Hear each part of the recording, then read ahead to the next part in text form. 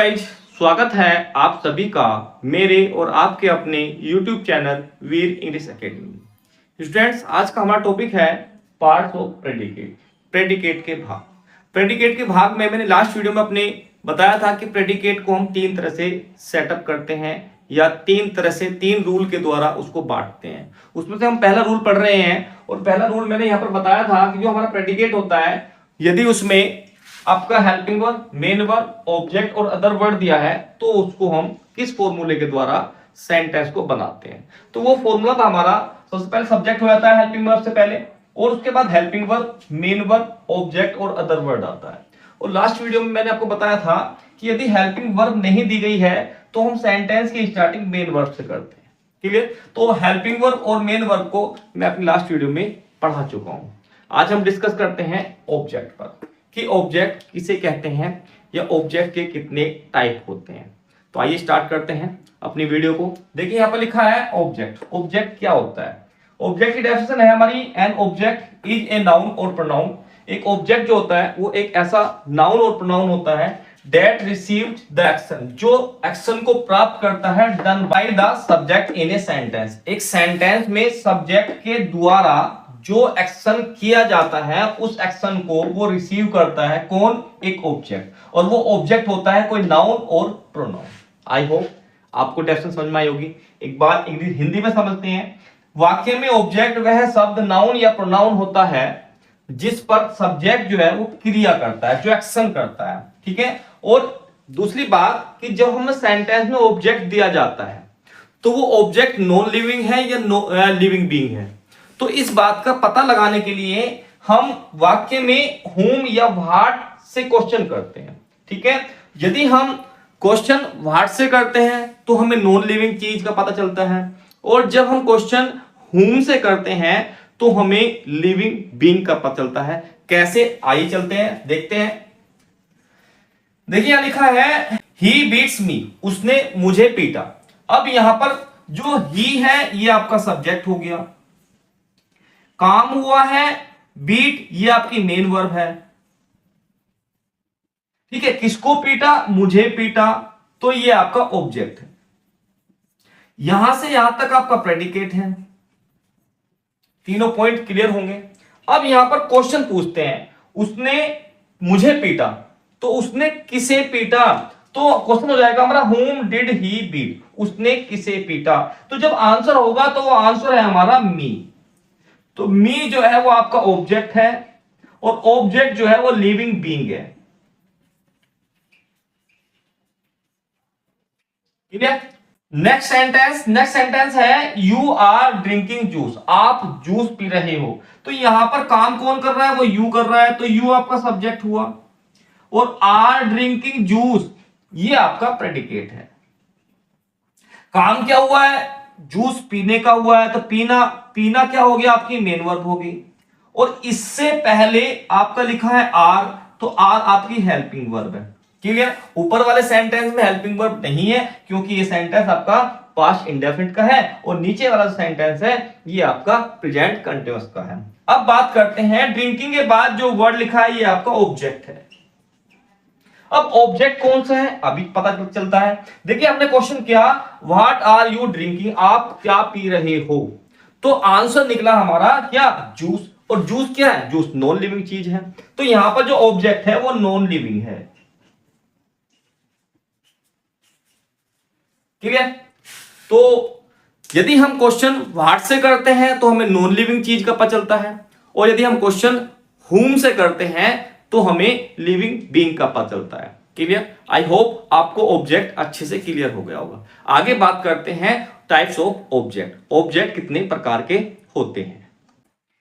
Types of object, object के प्रकार। There are two types of object. Object जो है वो हमारे टू टाइप्स के होते हैं। कौन कौन से? नंबर 1 है आपका डायरेक्ट ऑब्जेक्ट, नंबर 2 है इनडायरेक्ट ऑब्जेक्ट। डायरेक्ट ऑब्जेक्ट किसे कहते हैं और इनडायरेक्ट ऑब्जेक्ट किसे कहते हैं?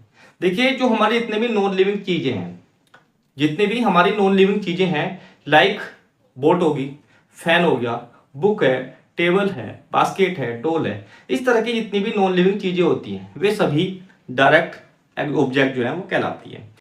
और जितनी भी लिविंग बीइंग्स हैं like man, women, father, mother, doctor, ठीक है।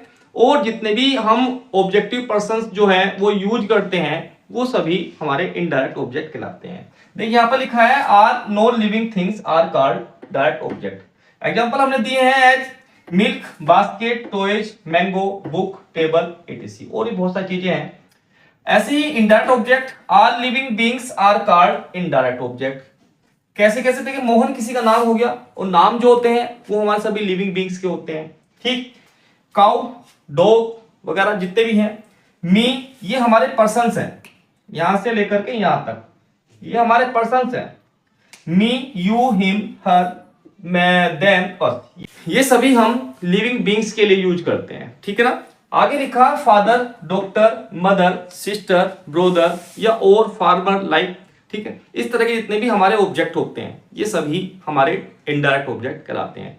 आइए देखते हैं, समझते हैं एक एग्जांपल के थ्रू। यहां लिखा है the dog teacher gave him a book. अब यहां पर द टीचर जो है ये आपका सब्जेक्ट है, और गेव से लेकर के बुक तक ये आपका प्रेडिकेट है, क्लियर। अब इसमें काम क्या हुआ? देने का हुआ है, ये आपका मेन वर्ब हो गया।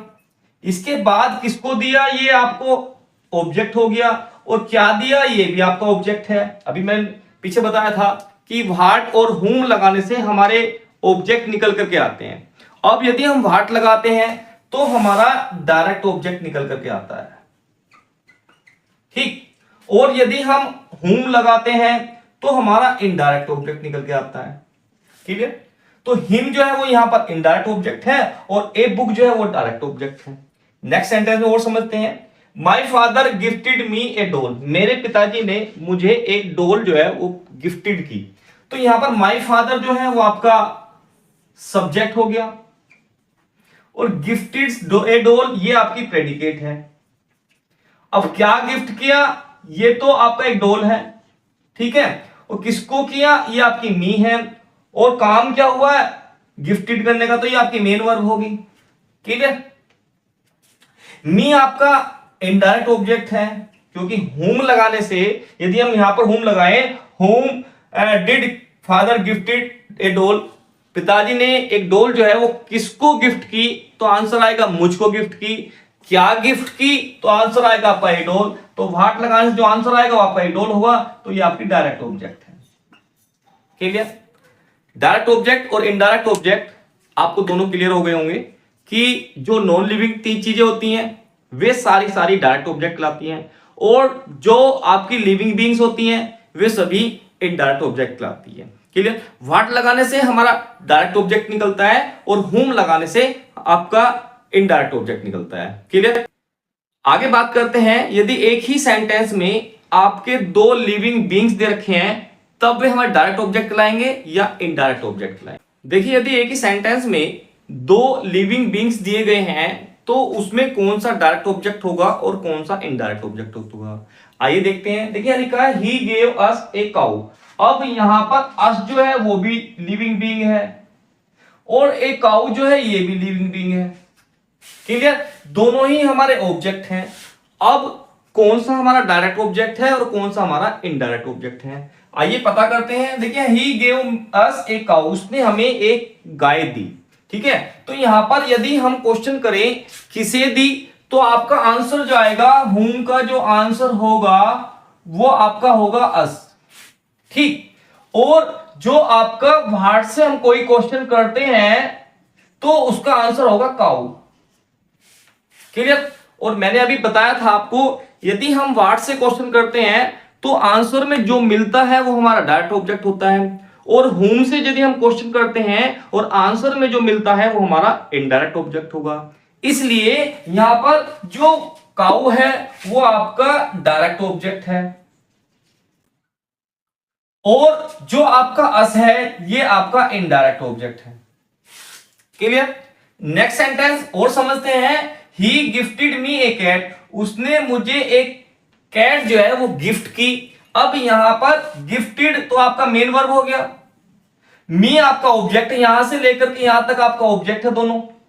अब इसमें कौन सा डायरेक्ट है कौन सा इनडायरेक्ट है? अब जब हम हुम से क्वेश्चन करेंगे तो आपका आंसर जो होगा वो होगा मी, जो कि आपका इनडायरेक्ट ऑब्जेक्ट है।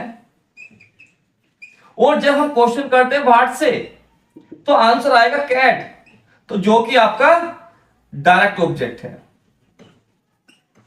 क्लियर? तो डायरेक्ट ऑब्जेक्ट और इनडायरेक्ट ऑब्जेक्ट आपको अच्छे से क्लियर होंगे।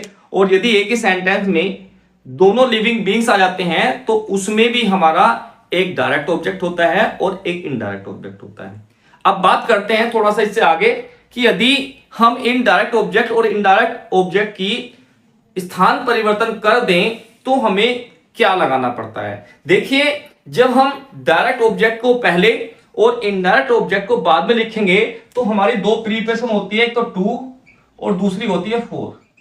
इन दोनों को सेंटेंस के सेंस के अकॉर्डिंग सेंटेंस के जो डायरेक्ट ऑब्जेक्ट और इनडायरेक्ट ऑब्जेक्ट होते हैं उन दोनों के बीच में लगाते हैं। कैसे, देखिए आइए समझते हैं। यहां पर सेंटेंस के द्वारा ये कहता है the teacher taught us physics, अध्यापक ने हमें फिजिक्स पढ़ाई। तो यहां पर जो अस है वो आपका इनडायरेक्ट ऑब्जेक्ट है और फिजिक्स है ये आपका डायरेक्ट ऑब्जेक्ट है। क्लियर? अब हम फिजिक्स को पहले और अस को बाद में लिखें तो फिर हमारा सेंटेंस हो जाएगा द टीचर टॉट अस। अब अस को बाद में लगाएंगे और फिजिक्स को पहले, तो फिजिक्स पहले लिख देंगे PHYSICS, फिजिक्स। किसको? To us. तो यहां पर हमने प्रीपोजिशन टू का प्रयोग किया। और नेक्स्ट सेंटेंस है हमारा Mohan bought her wife a necklace, Mohan ने अपनी वाइफ के लिए एक नेकलेस खरीदा। तो जब हम इसको वाइफ को बाद में और नेकलेस को पहले लगाएंगे तो क्या हो जाएगा? मोहन बॉट ए नेकलेस, क्या? For her wife. अब यहां पर फोर लगाएंगे। क्लियर? अब कब फोर लगाना है और कब हमें टू लगाना है। देखिए, जब उद्देश्य प्रकट होता है सेंटेंस में तब हम फोर का प्रयोग करते हैं, ठीक है, और इसके अलावा फिर हम केवल टू लगाते हैं। क्लियर? आई होप आपको जो ऑब्जेक्ट है और ऑब्जेक्ट के जो टाइप हैं वो अच्छे से समझ में आ गए होंगे, क्लियर हो गए होंगे। आगे बात करते हैं अदर वर्ड्स की। देखिए स्टूडेंट्स, सेंटेंस में ऑब्जेक्ट के बाद जो भी लिखा रहता है वो आपका अदर वर्ड में जाता है। कैसे, देखिए समझते हैं। यहां पर ही bought the mangoes from the market, उसने बाजार से आम खरीदे। खरीदने वाला कौन है? आपका ही है, ये आपका सब्जेक्ट है। और यहां सब्जेक्ट के अलावा लास्ट तक जो कुछ भी लिखा है ये आपका प्रेडिकेट है। क्लियर? अब यहां पर वर्ब, मेन वर्ब, ऑब्जेक्ट और अदर वर्ड को देखते हैं कौन कौन से वर्ड क्या है। अब काम क्या हुआ है? वो खरीदने का काम हुआ है, यहां से यहां तक जो है वो आपका मेन वर्ब है। ठीक है, क्या खरीदे गए हैं? मैंगो खरीदे गए हैं, ये आपका ऑब्जेक्ट है। अब इसके बाद फ्रॉम द मार्केट जो वर्ड है यहां पर, ये वर्ड आपका फ्रेज है और ये फ्रेज हमारी अदर वर्ड में गई है। ठीक है, इसलिए इस वर्ड को अदर वर्ड कहते हैं। ये अदर वर्ड या फ्रेज जो है वो हमारा एक वर्ड भी हो सकता है और एक से ज्यादा भी। जैसे यहां पर नेक्स्ट सेंटेंस है Ram goes to school daily. अभी यहां पर रामू जो है वो आपका सब्जेक्ट है, गोज टू स्कूल डेली आपका प्रेडिकेट है। ठीक, अब काम क्या होता है? काम हमारा होता है जाने का, तो ये आपका मेन वर्ब हो गया। अब इसके बाद कहां जाते हैं? स्कूल जाते हैं, ये आपका ऑब्जेक्ट ऑफ प्रीपोजिशन है। ठीक है ना, ऑब्जेक्ट ऑफ प्रीपोजिशन, तो ये आपका ऑब्जेक्ट हो गया। अब इसके बाद यहां पर लिखा हुआ है डेली। अब डेली क्या है? डेली यहां पर एडवर्ब है, ठीक है, लेकिन ये एडवर्ब है किसमें? ये एडवर्ब है अदर वर्ड में। क्लियर? नेक्स्ट सेंटेंस आपका some boys were swimming in the river, कुछ लड़के नदी में तैर रहे थे। तो सम बॉयज जो है आपका सब्जेक्ट है और वर स्विमिंग इन द रिवर आपका प्रेडिकेट है। क्लियर? अब वर्ब तो यहां पर आपकी हेल्पिंग वर्ब है, आपको ऑलरेडी पता है, और स्विमिंग जो है ये आपकी मेन वर्ब है। अब इन द रिवर ये क्या है? ये आपका ऑब्जेक्ट ऑफ प्रीपोजिशन कह दीजिए, या हम इसको अदर वर्ड में डाल देंगे। तो इस तरह से जो हमारा ऑब्जेक्ट के बाद, या ऑब्जेक्ट भी कभी कभी एज ए प्रीपोजिशन यदि बीच में यूज की जाती हैं तो वो भी अदर वर्ड में हम डाल लेते हैं। क्लियर? तो आपको ऑब्जेक्ट और अदर वर्ड जो है वो अच्छे समझ में आ गए होंगे। आई होप ये वीडियो आपको पसंद आई होगी, और यदि आपको ये वीडियो पसंद आई है तो आप इस वीडियो को लाइक कीजिए, मेरे चैनल को सब्सक्राइब कीजिए और अपने दोस्तों में वीडियो को शेयर कीजिए। तो मिलते हैं फिर नेक्स्ट वीडियो में नेक्स्ट टॉपिक के साथ। तब तक के लिए good bye and best of luck.